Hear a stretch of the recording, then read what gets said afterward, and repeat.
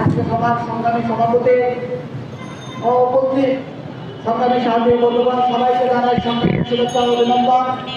সংগ্রামী বন্ধু, আপনারা জানেন যে আমরা দীর্ঘদিন যাবৎ এই সেক্টরে যে নিয়ম, যে অনিয়ম, সেই অনিয়মের ভিতর দিয়ে দীর্ঘদিন যাবৎ যে কাজ করছি, সেই কাজের প্রেক্ষিতে আমাদের যে ন্যায্য মজুরি, সেই মজুরিটুকু আমরা পাই না।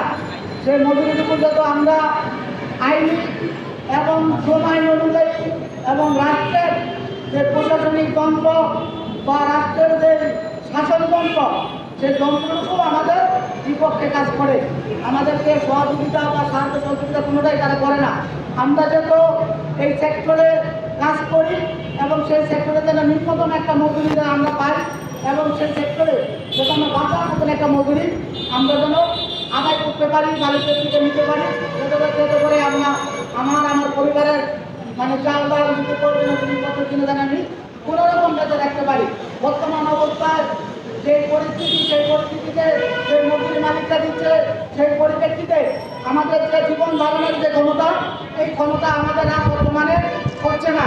তাই আমরা আগামীতে আমাদের মজুরি আদায় করবো ইনশাল্লাহ। সেই প্রেক্ষিতে আজকের সভা সমাবেশ সংগ্রামী বন্ধুগণ,